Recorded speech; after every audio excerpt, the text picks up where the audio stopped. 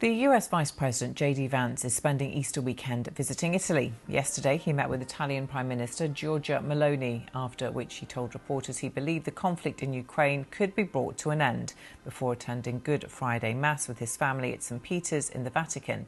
Today, he's set to meet with Vatican Secretary of State Cardinal Pietro Parolin. Well, let's speak to Carlo Cottarelli, a former Italian senator and caretaker prime minister, a former director at the International Monetary Fund and now director of the Observatory of Italian Public Finances at the Università Cattolica. Welcome to you. Thanks very much for being with us.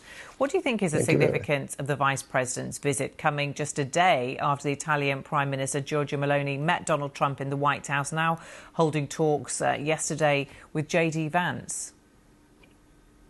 I think it's a good thing that we as Europeans start talking to the US. Giorgia Meloni has a personal good relationship with the US administration, including with the president. And so it's a good thing that she has visited Washington, and now there is this visit by Vance. I don't think anything is going to be decided. The important thing is also that Italy maintains, yes, it tries to bridge the differences between Europe and the US, but we remain part of Europe, and it is clear that any agreement with the US, including on tariffs, would have to be between the United States and Europe and the European Union as a whole. Yeah, and how important is a trade deal between the EU and the US when it comes to Italy? It is important. We are the second largest exporter to the United States, but it's also important, I think, that agreements are reached between the US and all the rest of the world, because this situation is just very threatening for the future of the world economy, not just the European economy. This uncertainty creates problems for investors. We have seen the reaction of financial markets.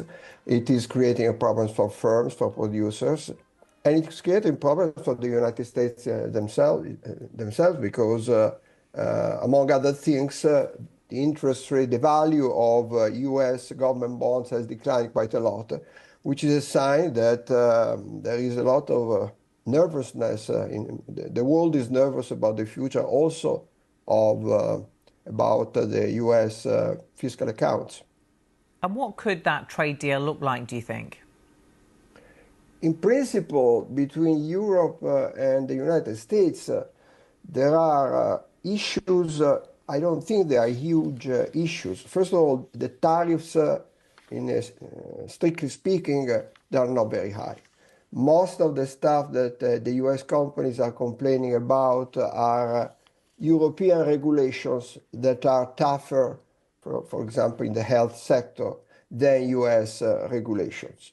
They also complain about bureaucratic problems dealing with Italy, for example, and also other countries.